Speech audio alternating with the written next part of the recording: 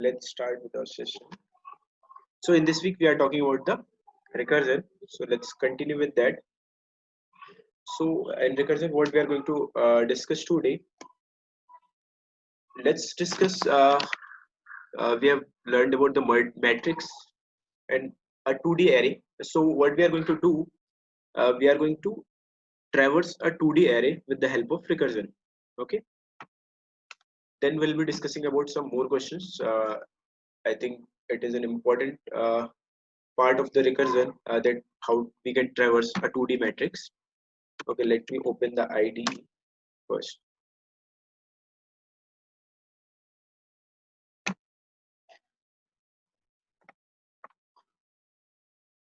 Okay, so let's see. Okay, if I'm having an array, a 2D array, let's name it matrix of size, let's say nm. It's n equals to, let's say m. Okay, let me define it here so that I can use that in my functions as well. So define, let's say n is the row, let's say number of rows are 3 and the number of rows, the number of column are 4. Okay. Define m4. It means wherever I'm going to write n or m, it means 3 and 4. Okay, so what I'm saying, let's quickly fill some data into it. Let's say 1 2 3, because we have 4 column, so it will be a 4 by 3 matrix, 3 by 4 matrix. Okay, so 4 5 6 7 8, let's say 9 10 11 12. Okay, so we have been given with a 2D matrix. So what we are doing in the case of iteration, if I want to traverse it, what I was doing, I was just uh, writing two loops. The first one was going, let's say, from I is equal to 0 to I n. The second was going from j is equal to 0 to j is equal to 4. Let's say I am here. Okay, so today we are not going to use loop for the traversal of 2D matrix. We are going to use recursion for that. If I, let's say, if I want to print the data of my matrix and I want to do it with the help of recursion, wherever we write loops in our code, it can be changed, it can be written, it can be written into recursion. Okay, so let's see how we can do this with the help of recursion. Let's say, let's create a function traverse matrix, let's say traverse mat. If I'm passing my matrix to it, as well as I'm passing, let's say you have to start from 0 comma 0, the 0 row 0 and column 0. And what I'm going to do here, void, what is the name of my function, traverse mat, and I'm going to write int mat of n m int row int column, because we know this function will just print that what is the value at the row and column. Okay, and then we'll be changing our row and column, and we'll be calling this function again and again. So what I'm going to do, in the row and column we'll be getting first we'll be getting row and column will be 0. So what I'm writing, print mat of row as well as column. Okay, and take write in space here. And what we need to do after that, if let's say this is in 1 2 3 4, I want to print in this order only. Let's say 1 2 3 4, then 5 6 7 8, then 9 8, 5 6 7 8, then 9 10 11 and 12. So if one is being printed, then what I need to change, I need to change my column because I want to print 2. So for doing that, what I can do, I can call my function again. Let's say traverse mat.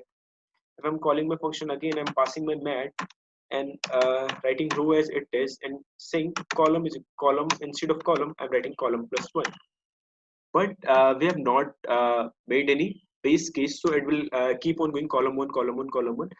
And if it reaches to, because column will start from 0 and it will reach to, it will go to 3. And if it's try to, let's say, call mat of row, let's say row 0 and column 4. So column 4, index 4 will not exist and will be getting an array out of index bound. Okay, so for doing that, what I can do, because we have two cases, only we have changed our column here, because we know that if I want to traverse my matrix, I want to change my rows as well. Let's say once I have completed this column, let's say once I have printed 1 2 3 4, then I have to change my row as well by row by 1. So how would I know? How would I get to know that whether I have to change my column, I have to change my row? So for doing that, because this function is not returning anything, so what I can write here, let's say what I'll be doing, I'll take let's say I'm going to make it integer type of return. So what I'm going to write, let's say if this function returns true, if this function returns true, let's say returns 1, then what I need to do in that case, let's say if it returns once, it means that column has reached to its means it means that if it returns once, let's say the row has completed, means row has completed, let's say row has reached to m, let's say row in this case row number of rows are n. So let's say if I'm increasing my column, I'll be calling my function here, let's say uh, okay, what I'll be writing, let's say traverse, because I'll be writing here row plus 1. When I'm going to change my column, let's say I'm writing mat row plus 1, as well as because if I'm changing my row, then my column will start from 0. Okay, so what I'm going to write here, if this I'll be creating two basis cases. Let's say let me create the base cases first. What I'm going to say, if row is equal to row is greater than or equal to, let's say if we have completed the row, if we have reached we are getting out an index that is not in that is greater than our row number. So in this case, if I'm writing if row is greater than or equal, because row should be always less than n, if it is greater than or equal to n, I'm saying return 1. It means return 1. If we are going, let's say there are three rows, if we are trying to fetch some value that is at row number 4, it means we have already traversed our first, second and third row. We don't need to do anything. So if row is greater than or equal to n, so return 1. Okay,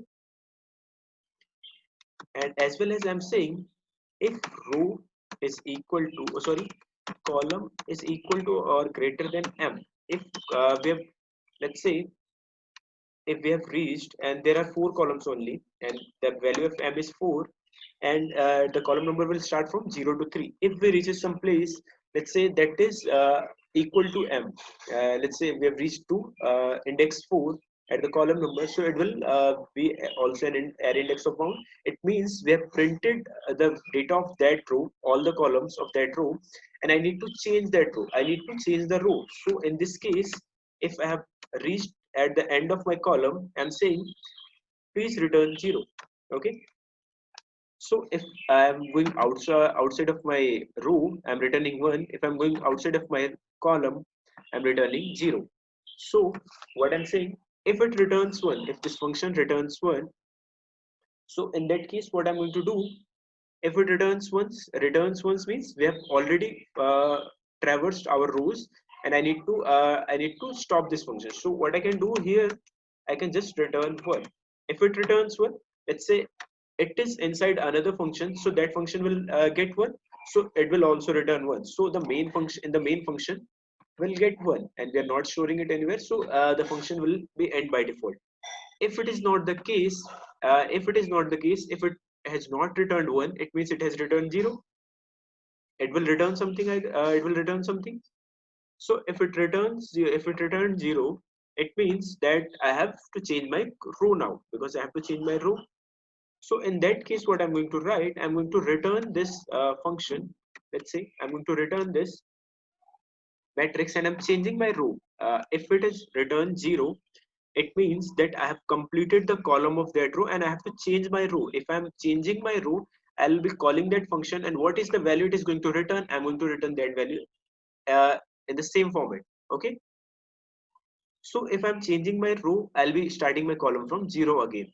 Okay, so let's see whether we are getting the correct output or not. Okay, we are getting 1 2 3 4 5 6 7 8 9 10 11 12. Okay, we are getting the correct output. Okay, I need to change my line here. It means if it has returned 0, if it would have returned 1, so I'll be returning 1 from here, so it will not come to line number 21. If it has come to line number 21, it means the traverse mat has returned 0. So if it has returned 0, it means I have to change my row, so I can print a new line here.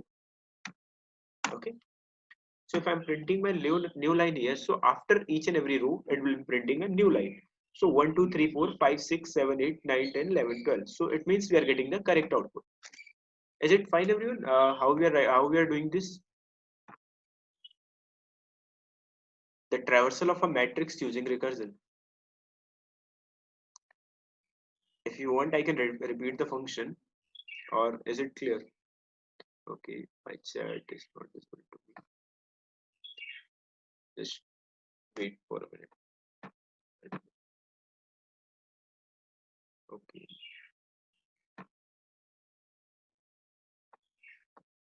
Okay, Shrey saying clear. Aryan, sir, repeat for column is greater than M. Okay, Aryan, I'll repeat that. Repeat for column is equal to or greater than 1. If I'm writing, Aryan, if I'm writing column is greater than or equal to M, it means, let's say, if I have reached to, let's say if I'm printing something, let's say for row number 0, if I'm printing 0, 0 of 0, it will print 1, 0 of 1, it will print 2, 0 of 3, it will print 0 of 2, it will print 3, and 0 of 3, it will print 4.